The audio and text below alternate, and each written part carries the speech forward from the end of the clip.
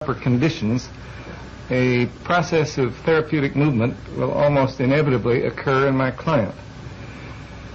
You might ask, what is this climate? What are these conditions? Will they exist in the interview with the woman I'm about to talk with, whom I've never seen before? Well, let me try to describe very briefly what these conditions are as I see them. First of all, one question is, can I be real in the relationship?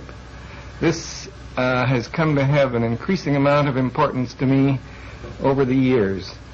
I feel that genuineness is another way of describing the quality I would like to have. I like the term congruence, by which I mean that what I'm experiencing inside is present in my awareness and comes out through my communication. In a sense, when I have this quality, I'm all in one piece in the relationship. There's another word that describes it for me. I feel that in the relationship, I would like to have a transparency. I would be quite willing for my client to see all the way through me, that there would be nothing hidden.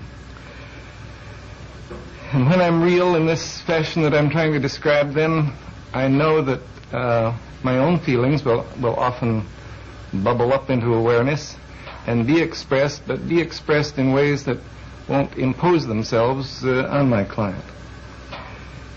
Then the second question I would have is, will I find myself prizing this person, caring for this person? I certainly don't want to pretend a caring that I don't feel. In fact, if I dislike my client persistently, I feel it's better that I should express it. But I know that the process of therapy is much more likely to occur, and constructive change is much more likely, if I feel a real spontaneous prizing of this individual with whom I'm working. A prizing of this person as a separate individual. You can call that quality acceptance, you can call it caring, you can call it a non-possessive love, if you wish. I think any of those terms tend to describe it. I know that the relationship will prove more constructive if it's present. Then the third quality, will I be able to understand the inner world of this individual from the inside? Will I be able to see it through her eyes?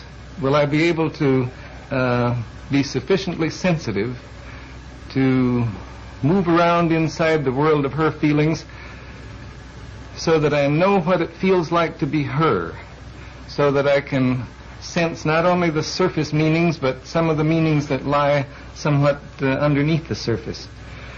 I know that if I can let myself sensitively and accurately enter into her world of experience, then change and therapeutic movement are much more likely.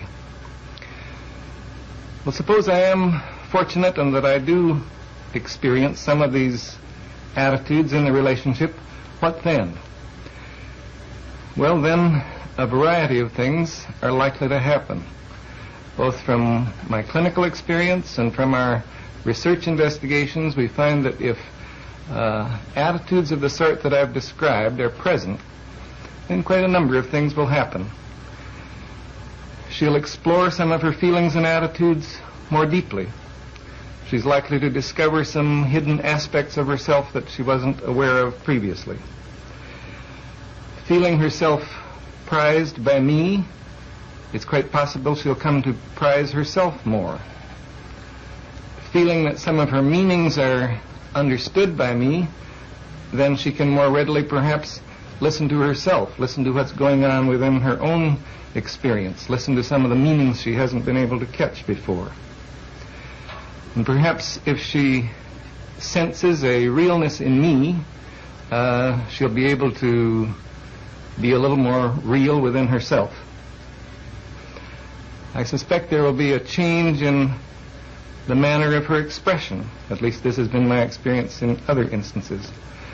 From being rather remote from her experiencing, remote from what's going on within her, it's possible that she'll move toward more immediacy of experiencing, that she will be able to sense and express what's going on in her in the immediate moment. From being disapproving of herself, it's quite possible she will move toward a greater degree of acceptance of herself. From somewhat of a fear of relating, she may move toward being able to relate more directly and to encounter me more directly.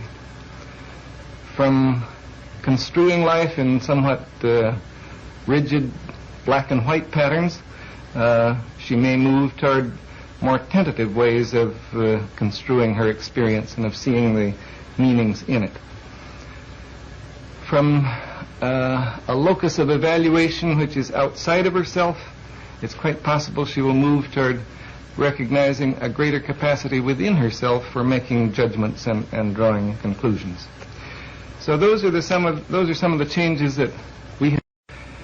If I have any success in creating the kind of conditions that I described initially, then we may be able to see some of these changes in this client, even though I know in advance that our contact is going to be very brief.